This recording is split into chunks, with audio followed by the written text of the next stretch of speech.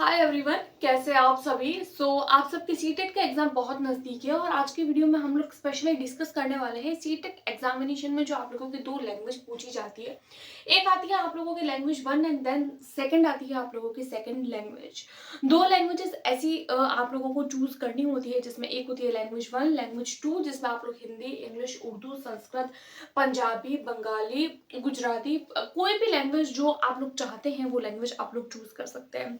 ऐसे में कई बार कैंडिडेट की माइंड में यही आता है कि देखिए हिंदी है तो ग्रामर पूछी जाएगी, इंग्लिश है तो ग्रामर पूछी जाएगी। तो क्या एक प्रॉपर स्ट्रेटेजी को हम सीटेट परीक्षा के लिए फॉलो करें कि हम लोग सीटेट की परीक्षा को बहुत आसानी से पास कर पाए। देखिए लैंग्वेज जो होती है वो अपने आप में बहुत ज्यादा इंपॉर्टेंट रोल प्ले करती है इवन सीटेट जैसी परीक्षा के लिए। ये बात मैं इसलिए बोल रही हूँ क्योंकि आप लोगों की टोटल जो है वो टू लैंग्वेजेस पूछी जाती है जिसमें आप लोगों की एक लैंग्वेज आती है 30 मार्क्स की, देन सेकेंड लैंग्वेज आप लोगों को अगेन से पूछी जाती है 30 मार्क्स की। तो 30 और 30 मार्क्स हो जाते हैं जो टोटल 60 मार्क्स होते हैं। 60 मार्क्स और फिर आगे के हो जाते हैं आप लोगों के 30 मार्क्स, और अगर आप लोग किसी भी सब्जेक्ट में ले आते हैं तो आप लोग जो है वो सीटेट की परीक्षा को 90 नंबर लाकर आसानी से पास कर सकते हैं। क्योंकि देखिए आप लोगों के जो सीटेट का पेपर है उसके लिए अब ज्यादा समय बचा नहीं है। देखा जाए तो 14 और दिसंबर को आप लोगों का पेपर है और आज हमारी हो चुकी है 13 नवंबर। तो उसके हिसाब से अगर बड़े तौर से देखा जाए तो सिर्फ एक महीना, इवन एक महीना तो होता भी नहीं है क्योंकि एक दो दिन जो है वो हमारे ऑलरेडी बीच में स्किप हो जाता है। एग्जाम होता है तो हम उसे एक दो दूर अगर कहीं हम लोगों को अगर मिलता है सेंटर तो हम लोगों के एक दो दिन आने जाने में निकल जाता है। तो वो सारी व्यवस्था अगर काउंट करें तो 3 से 4 दिन हम लोगों के बीच में से स्किप कर ले तो बड़े बड़े तौर पर अगर आप लोग देखें तो हमारे पास में कितने दिन बचते हैं। अगर बड़े तौर पर देखा जाए तो अब हमारे पास में बहुत कम दिन बचे हैं, लगभग 25 डेज। इन 25 डेज के अंदर हम लैंग्वेज वाले पोर्शन को किस तरीके से बूस्ट अप करें। तो देखिए 60 नंबर जो होते हैं वो अपने आप में बहुत ज्यादा इंपॉर्टेंट रोल प्ले करते हैं। जैसे कि 60 नंबर में से जैसे मान लीजिए अगर मैं मेरी बात करूं तो मैंने सीटेट के टाइम पे दो लैंग्वेज चूज करी थी। एक मेरी थी हिंदी, दूसरी मेरी थी इंग्लिश। अब सबसे पहले अगर मैं लैंग्वेज वन की बात करूं तो देखिए लैंग्वेज वन जो आप लोगों की होती है वो लैंग्वेज वन आप लोगों की होती है 30 मार्क्स की। ठीक है, इसमें होते हैं दो पोर्शंस, एक होता है आप लोगों की कंटेंट, देन सेकंड होता है पेडागोजी। अब पेडागोजिकल पोर्शन तो आप लोगों को पता है कि एज अ पेडागोजी पढ़ना है, उसमें कुछ नहीं करना है। लैंग्वेज की पेडागोजी जिसमें आप लोगों के जो भी टॉपिक्स आप लोगों को गिवन है सिलेबस में, एज अ सिलेबस आप लोगों को वो सारे के सारे टॉपिक्स जो है वो कवर करने हैं। अगर आप लोग सिर्फ प्रैक्टिस करते हैं ना, अगर आप लोग थ्योरी को बिल्कुल भी नहीं पढ़ते हैं, आप लोग 2011 से लेकर 2024 तक के जितने भी प्रीवियस क्वेश्चन आप लोगों को देखने को मिले हैं, अगर आप लोग वो प्रीवियस क्वेश्चंस भी कर लेते हैं तो भी आप लोग जो है वो पेडागोजी वाले पोर्शन में लगभग जो है वो 15 में से 13 नंबर तो आप लोग बहुत आसानी से ला सकते हैं। क्योंकि मेरे खुद के भी आए हैं और मैंने भी बहुत कम टाइम में ही तैयारी करी थी और ये बात मैं आप लोगों को हर बारी की सीटेट की परीक्षा में बताती हूँ। देन दूसरा वाला आप लोगों की पोर्शन आता है आप लोगों के कंटेंट वाला। अब सीटेट की परीक्षा में कंटेंट को कैसे तैयार करें। देखिए जो लैंग्वेज वाला कंटेंट होता है वो इसमें ऐसा नहीं होता है। जैसे अगर हम राजस्थान की बात करें या फिर अगर हम लोग अदर स्टेट की बात करें, जैसे यूपी टेट की परीक्षा की बात करें, तो इन सारी परीक्षाओं में क्या होता है, इन सभी परीक्षाओं में आप लोगों के कंटेंट में आती है ग्रामर। लेकिन स्पेशली अगर मैं सीटेट की बात करूं तो देखिए सीटेट जैसी परीक्षा में आप लोगों की ग्रामर नहीं पूछी जाती। सीटेट में ग्रामर पूछी नहीं जाती और कैंडिडेट फोकस करता है मेनली ग्रामर पर। तो आप लोगों को सीटेट की परीक्षा में एक बात का ध्यान रखना है, आप लोगों को ग्रामर पर फोकस बिल्कुल नहीं करना है। ग्रामर पूछी जाती है, ऐसी बात नहीं है कि ग्रामर बिल्कुल नहीं पूछ रहे हैं, हाँ पूछी जा रही है लेकिन कितनी, सिर्फ एक या दो क्वेश्चंस होते हैं वो भी आप लोगों के पैसेज के कॉन्टेक्स्ट में पूछे जाते हैं। जो पैसेज है पैसेज के कॉन्टेक्स्ट में, जैसे मान लीजिए पैसेज है उसमें कुछ भी दे दिया, जैसे मान लीजिए पैसेज में वर्ड आ रहा है सबल, तो सबल का जो है वो आप लोगों को पूछ लिया कि अब इसका जो है विलोम शब्द बताओ। तो ये तो कॉमन सेंस है, सबल का आप लोगों को निर्बल हो जाएगा जो आप लोगों को या फिर तो पैसेज में ही दिख जाएगा, पैसेज में नहीं दिखता तो कॉमन सेंस से आप लोग आराम से उसका आंसर लगा सकते हैं। उसके अलावा जितने भी क्वेश्चन पूछे जाते हैं वो सारे के सारे क्वेश्चन जो होते हैं वो आप लोगों के पैसेज में से होते हैं।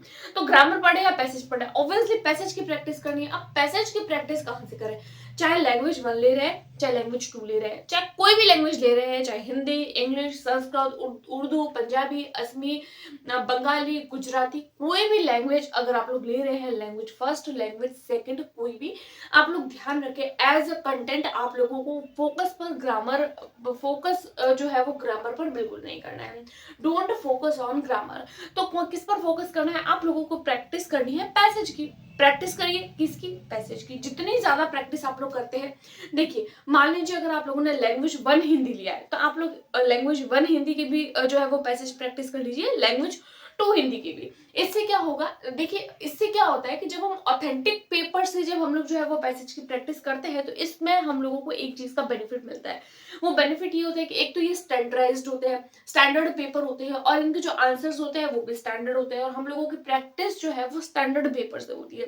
अदरवाइज आप अगर किसी टेस्ट सीरीज को ज्वाइन कर लेते हैं और टेस्ट सीरीज को ज्वाइन करने के बाद में अगर आप लोग उनके जो है वो लगाते हैं जो पैसेज की प्रैक्टिस करते हैं, तो वो जो होते हैं वो एग्जामिनेशन के कंपेरिजन, जो मेन एग्जामिनेशन होता है उसके कंपैरिजन में काफी टफ पूछे जाते हैं। तो इतना टफ जो है वो जब हम लोग करते हैं तो हम लोग उसे सॉल्व नहीं होते तो कॉन्फिडेंस डाउन हो जाता है और उसका इम्पैक्ट पड़ता है हमारे एग्जामिनेशन पर। तो हम लोगों को हमारे एग्जाम पर इम्पैक्ट डालना है पॉजिटिविटी के अलावा हम लोगों को कोई इम्पैक्ट नहीं पड़ना चाहिए।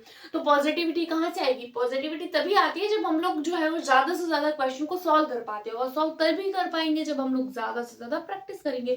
तो आप लोग फोकस किस पे करें? आप लोग फोकस करें मेनली जो है वो लैंग्वेज में कंटेंट, और कंटेंट में भी आप लोग पैसेज पर।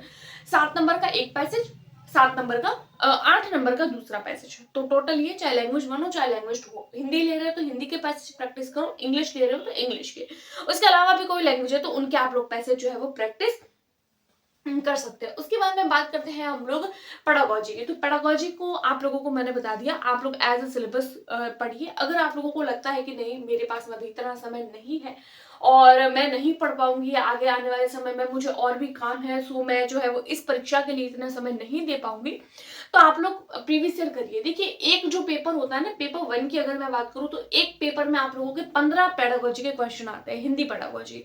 देन पेपर 2 के भी जो है वो 15, तो 15 और 15 टोटल कितने क्वेश्चन हो जाते हैं? 30 क्वेश्चन करना 30 मिनट का भी काम नहीं है। अगर आप लोग एकदम अच्छे से ध्यान से फोकस करके अगर आप लोग क्वेश्चन की प्रैक्टिस करते हैं ना, तो 30 क्वेश्चन 30 मिनट में आप लोग आराम से कर सकते हैं प्रैक्टिस।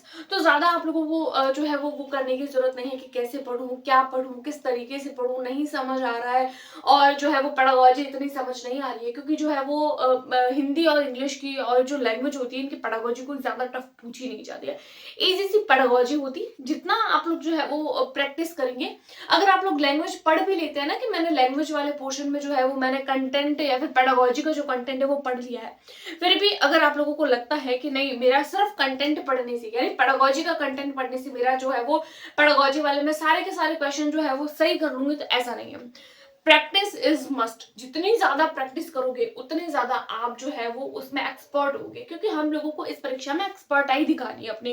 ऐसा नहीं है कि आप लोग जो है वो रट के चले गए, आप लोगों के डायरेक्ट क्वेश्चन आ गया, आप लोगों ने आंसर लगा दिया, नहीं। सीटेट आप लोगों से जो है वो डायरेक्ट आंसर नहीं मांगता। सीटेट मांगता है आपका कॉमन सेंस, आपका नॉलेज, आपका प्रीवियस नॉलेज, आपका न्यू नॉलेज, आप किस तरीके से अपने नॉलेज को कंस्ट्रक्ट कर सकते हैं। तो वो सारी की सारी चीजें जो है वो सीटेट आप लोगों से मांगता है। तो उन सारी चीजों के लिए एक ही बात जरूरी है, वो होती है मेन क्वेश्चन प्रैक्टिस। क्योंकि थियोरी तो पढ़ लेते हैं, क्वेश्चन प्रैक्टिस करते नहीं है, तो एग्जाम टाइम में लगता है क्वेश्चन आ रहा है, ऑप्शन भी सही दिख रहे हैं, चारों ही सही दिखते हैं, लेकिन उनको एलिमिनेट करना तभी आ पाता है जब हम लोग मैक्सिमम प्रैक्टिस करते हैं। तो ज्यादा से ज्यादा आप लोग लैंग्वेज के लिए प्रैक्टिस करें। 3 बातें अभी मैंने बताई आप लोगों को मेनली। एक तो जो है वो आप लोगों को जो है वो ग्रामर बिल्कुल फोकस नहीं करना है ग्रामर पर, चाहे लैंग्वेज 1 हो चाहे लैंग्वेज 2 हो, ग्रामर पर फोकस मत करिए। तो किस पर फोकस करना है? दूसरी बात, आप लोगों को जो है वो पैसेज पर प्रैक्टिस करना है, और आप लोगों को पेडागोजी को बिल्कुल भी अवॉइड नहीं करना है। अगर आप लोग सोच रहे हैं कि हम लोग पेडागोजी को अवॉइड कर लेते हैं, पैसेज है आसान से पैसेज आएंगे। कई बार कैंडिडेट के ये भी होता है पैसेज की क्या प्रैक्टिस करना, पैसेज तो आसान से होता है, नहीं। पैसेज इतने आसान नहीं होते हैं जितना हम लोग सोचते हैं। पैसेज आज के टाइम पे काफी टफ पूछे जाते हैं। पैसेज को पढ़ लिया, देन हम लोग क्वेश्चन ही नहीं सॉल्व कर पा रहे, पता ही नहीं चलता, चारों ऑप्शन एक जैसे दिख रहे हैं, शीर्षक पूछ लिया समझ ही नहीं आ रहा है। तो ये चीज कैसे समझ आती है? ये चीज समझ आती है हम लोगों को जब हम प्रैक्टिस करते हैं। प्रैक्टिस किए हुए होते हैं 20 पैसेज, 30 पैसेज, 25 पैसेज, कम से कम 20 पैसेज के आप लोग जो है वो पर लैंग्वेज के लिए आप लोग जो है वो कम से कम 20 पैसेजेस की प्रैक्टिस करके जाइए। इतने प्रैक्टिस करेंगे ना, तब जो है वो आप लोग जो है वो लैंग्वेज में अच्छे से अच्छे मार्क्स जो है वो ला सकते हैं। सो ये कुछ बातें थी जो आप लोगों को ध्यान में रखनी है। उसके अलावा अगर आप लोग सीडीपी में अच्छा स्कोर कर रहे हैं, अगर आप लोग टेस्ट वगैरह दे रहे हैं, सीडीपी में अच्छा स्कोर कर रहे हैं, तो डैम श्योर आप लोग जो है वो अपने लैंग्वेज वाले पोर्शन में भी अच्छा स्कोर कर पाएंगे, क्योंकि काफी सारी चीजें होती है जैसे क्रिएटिविटी हो गया, तो वो जो है वो सीडीपी में भी आता है और इसमें भी आप लोग आसान से कर पाएंगे। तो इतना कोई ज़्यादा टफ नहीं होता है लैंग्वेज वाला पोर्शन, लेकिन हाँ कुछ कुछ बातें जो आप लोगों को अवेयरनेस के साथ में ध्यान रखनी है, कुछ कुछ ऐसी बातें जो आप लोगों को ऑब्वियसली ध्यान रखनी है ना, इन सब बातों का ध्यान रखते हैं तो आप सीटेट में लैंग्वेज वाले पोर्शन में 60 में से जो है वो 55 मार्क्स तो आराम से ला सकते हैं।